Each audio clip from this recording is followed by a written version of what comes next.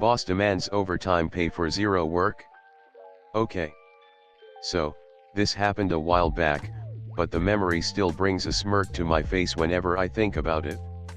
I used to work for a company where the boss had this habit of demanding that we stay late, even when there was absolutely no work left to be done. It was one of those toxic environments where productivity was measured by the hours you spent at your desk rather than the actual output of your work. One day, after wrapping up all my tasks well before the end of the day, my boss came over and told me that I needed to stay late because that's just how things are done around here. Mind you, there was literally nothing left for me to do.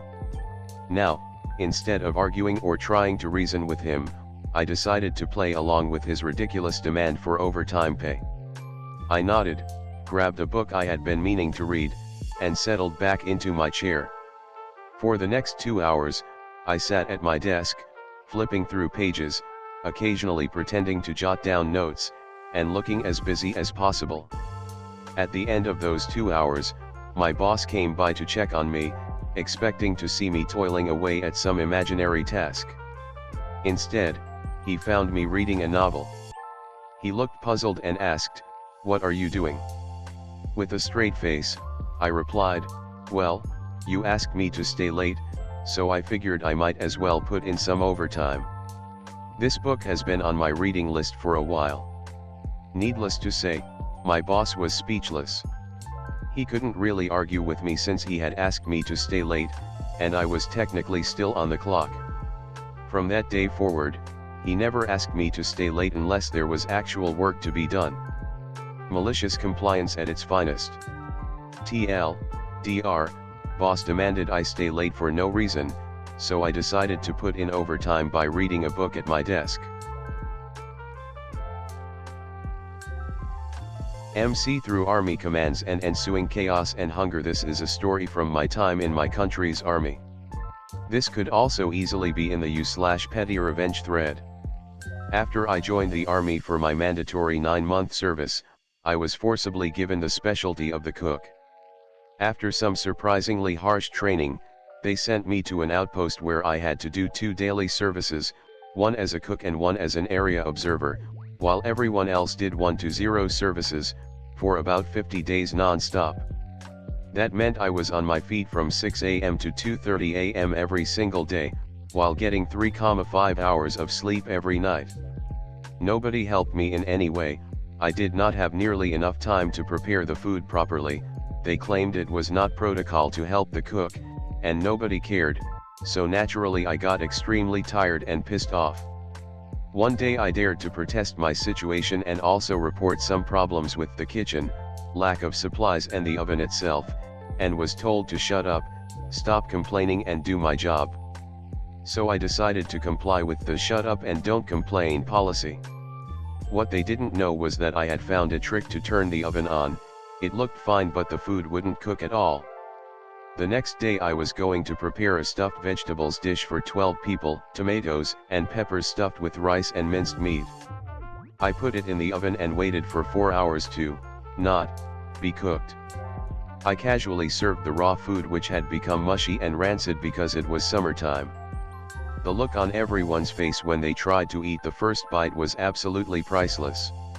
They immediately snapped and started freaking out, yelling and screaming in anger like this was a common thing, even though I had never failed a dish before and those arrogant selfish pricks ate like kings every day. I maliciously smiled and told them that I lacked half of my supplies and the recipe was wildly incomplete, while the oven was malfunctioning. Word reached the captain who also freaked out, but I told him that it was he who commanded me to shut up about the food problems. He said my failure should be reported and I agreed. I immediately called my unit and reported that I was being mistreated, overworked, sleepless and ignored for 43 consecutive days, so this resulted to my failure. The next day I heard the captain was reprimanded severely by our colonel commander for the shitty situation in his outpost. Of course the next 3 days I did the exact same thing, and I starved the bastards to insanity. Afterwards they were begging me to help me out with the food preparations, but I refused since I complied with "it's not protocol to help the cook" policy which they claimed in the first place, and kept feeding them disgusting tasteless food under the excuse of a broken oven. They called the unit and cried that I am holding them hostage with the food and I should be removed. The day I was removed 1 week later was the best day of my life. I haven't regretted anything and 100% would do it again. TLDR, I starved an entire military outpost for almost a week under the false pretense of a broken oven because they royally screwed me over for months. Usernames must follow district education policies. At my first job decades ago, as the junior employee on the IT staff for a school, I was in charge of setting up email addresses for new teachers. The district had Microsoft Exchange for email and the education policy was that all teacher email addresses would follow the same format, first initial then last name, unless we had another teacher of the same name. Which never happened, because we only had \400 teachers in the district. However, we did have a new teacher, Greg Roper, who I decided to just set up as simply Roperg. Once all the new usernames were set up, my boss, our bureaucratic assistant principal, reviewed them all and sent me a short note, telling me to fix Greg's username to comply with the school's standard format. Well, I didn't see the note until my next work day, and by that time principal's assistant had left for a vacation to Hawaii. Facing a deadline to publish all the emails for the school website, and back to school email, I went ahead and followed orders. Username changed to Groper, email set to groper@washingtonunified.org/star. Pushed to production. And everything was quiet for about a week. But then students began to receive their welcome emails, directing them to contact their teachers using the newly assigned email addresses. Next thing I knew, I got an urgent, slightly flustered call from the principal himself. I printed off that email directive from the assistant principal, and went up to the principal's office, where I found both of them sitting side by side.